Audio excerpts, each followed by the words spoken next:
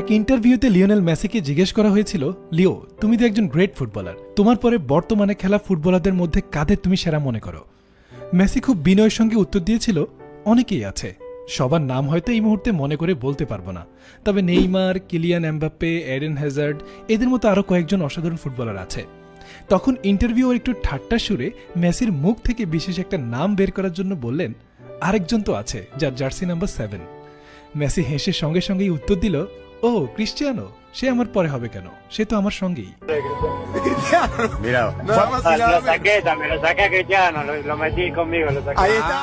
মানে মেসির কথার অর্থ ছিল, আমি যদি গ্রেট হই তাহলে ক্রিস্টিয়ানোও গ্রেট।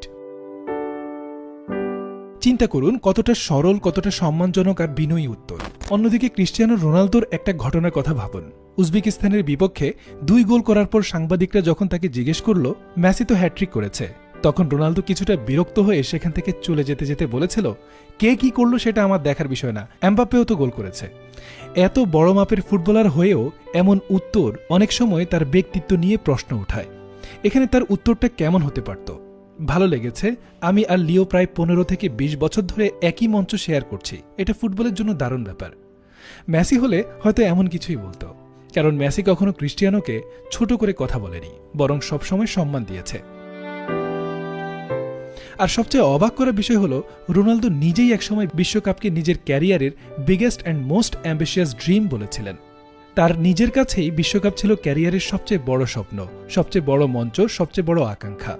কিন্তু লিওনেল মেসি বিশ্বকাপ জিতে যখন নিজের ক্যারিয়ারের শেষ অপূর্ণতাটুকুও পূরণ করে ফেলল, তখনই রোনালদোর মুখে শোনা গেল অন্য সুর।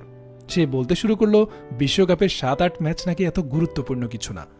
এখানেই প্রশ্ন ওঠে যে, ট্রফিকে একসময় আপনি নিজের ক্যারিয়ারের সবচেয়ে বড় স্বপ্ন বলেছিলেন, অন্য কেউ সেটা জেতার পর সেটাকেই ছোট করে দেখানো কতটা সুন্দর মানসিকতার পরিচয়। কারণ বিশ্বকাপ কোনো সাধারণ টুর্নামেন্ট নয়। এই মঞ্চের জন্য একজন ফুটবলার 4 বছর অপেক্ষা করে। কেউ সারা ক্যারিয়ার অপেক্ষা করেও এই মঞ্চে খেলার সুযোগ পায় না। কেউ দেশের হয়ে বিশ্বকাপে যাওয়ার স্বপ্ন দেখেই অবসর নেয়, আর কেউ কেউ বিশ্বকাপে 1 মিনিট খেলার সুযোগ পেলেও সেটাকে জীবনের সবচেয়ে বড় গর্ব মনে করে।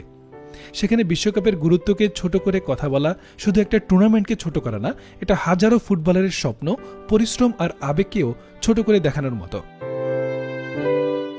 মজার বিষয় হলো, যারা সত্যিকারের ফুটবল বোঝে এবং রোনালদো ফ্যান, তাদের অনেকেই মেসির গ্রেটনেসকে সম্মান করে, কারণ মেসি কখনো তাদের প্রিয় খেলোয়াড়কে অসম্মান করেনি। কিন্তু অনেক মেসি ফ্যানের রোনালদোকে অপছন্দ করার পেছনে খেলা নয়, বরং রোনালদোর কিছু বেফাঁস মন্তব্য, অহংকার মিশ্রিত আচরণ আর প্রতিদ্বন্দ্বিতাকে ব্যক্তিগত করে ফেলার প্রবণতাও বড় কারণ।